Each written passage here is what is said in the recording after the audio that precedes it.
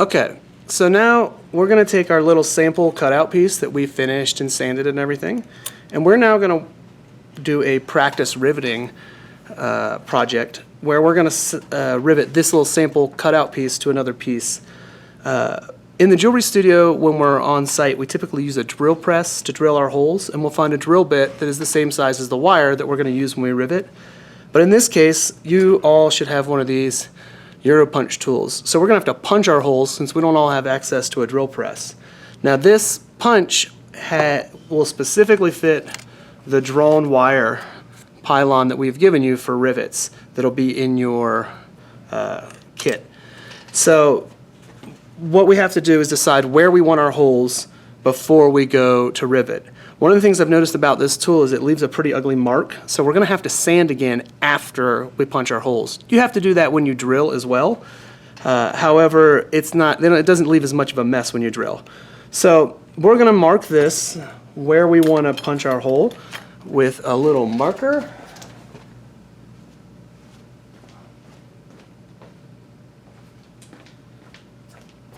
So I want to make mine, I'm going to put my hole right about where the cat's eyeball would be because I think it'll look kind of cool. So I'm going to mark it like right about here for my punch. And then the mark on this one, we're going to have to line up. So what I'm going to do first is punch this eye hole first and kind of clean it up. And then I'm going to mark through that hole exactly where I want my next punch to be. So let's go ahead and punch this hole. To punch it, it's pretty simple. The mechanism, it is like a hole punch you would use for paper or anything else, but it's designed for metal.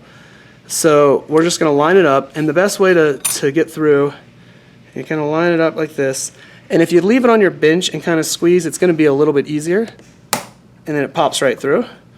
And then I can get this off. Should be able to pretty easily. So once I get that off, you can see it puts a pretty nasty mark on there when you use this tool, but that's the best we got, so that's what we're going to use. There's a couple ways to try to clean that up. I've got pliers over here that I would use. So your flat nose pliers, something like this. You can get in there and just kind of flatten the whole thing a little bit, just sort of get that main chunk out of there. But it's going to take a serious amount of filing and sanding to get that whole thing out of there. So one of the things I'm going to recommend is that it's going to work out for me okay because it's going to look like a cat's eyeball, but let's start punching from the side that from the back side. So this side, it doesn't look like it got beat up nearly as bad, so we're going to think about punching from the back side on the next one that I do. So I'm going to leave that mess there and I'll just pretend it's part of the cat's eyeball. So the next thing we got to do is sort of make sure that our wire fits, and it should. Oh, okay, I got the wrong end. So the wire provided fits, and it fits through just fine. So I know that I'm going to be able to rivet this because I've got a nice clean fit. Now if you're doing your own wires and your own drill bits, one of the things you really want to pay attention to is it's a nice tight fit. You don't want any wobble in there, so this fits really well. We provided you with wire that's going to fit, so you'll be all right.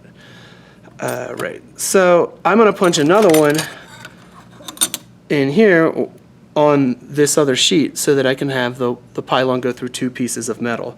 So one of the ways that we can do this is we're going to go in and mark through the hole so I know exactly where I want it. I can get it exactly where I want. Boop. And that didn't work because my marker's too big. So I'm going to use a scribe instead, and I'll go through and mark it with my scribe. There we go. So now I know where I want to punch that hole.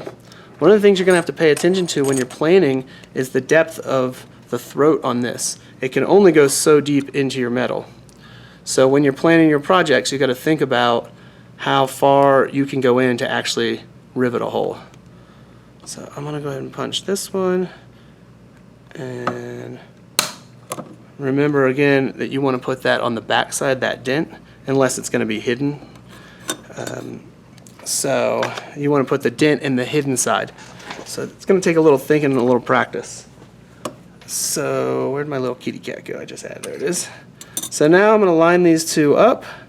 They look like they fit pretty good. So now what I got to do is I've got to get a piece of this wire and put it through here. Now if I just take this wire and put it through like this, obviously I can't make a rivet out of it. It's way too long. So I've got to cut this wire pretty close. And if you look, I only want about 1.5 times the thickness of the wire sticking out, which is sort of a weird thing. I just kind of eyeball it. Looks like that's about the right amount sticking out right there on that side. So what I can do is mark this, and then with my scribe or a marker or something with about the same amount sticking out, and then I can come back and cut it with my flush cut pliers. Now you should have a set of flush cuts. You'll see that on one side it's got a really flat, clean side, but on the other side it's just going to have a normal, ugly cut. So make sure you're using the right side of your flush cuts when you go to cut. So I want to make sure that the clean side is facing toward the edge of my my pylon. So if I cut it this way, I'm going to end up with a tapered mess on this side, and I need a clean cut, so I'm going to go on this side. So I'm going to go ahead and cut that. I'm going to hang on to it. I don't want to lose that little pylon. Ooh, almost lost it. So my little tiny pylon here, I don't know if you can even see it. It's such a tiny pylon. There it is. There's the tiny pylon. Oh, back it off a little more. There's that tiny pylon. So that is going to go between the two here. So I'm going to pick that up with pliers because it's going to be harder for me to get it in there if I don't.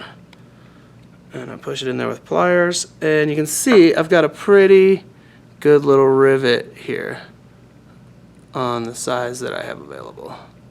Why can't I get you both sides? See, so that's about the right size. Now, there's one more step before we start hammering this rivet. We have to file it nice and clean. So I'm going to take my file, and I'm just going to hit with a flat file, just hit it a couple times across the surface. I actually will use the metal to hold it in place, kind of like a little vise. So if I don't have a nice clean surface on the top of this, I'm going to have an ugly rivet. So that's nice and clean and level. Flip it over and do it on the other side. Oop. Do the same thing over here. You can see that that rivet is a little chewed up, but I need to just get in there and file it nice and clean.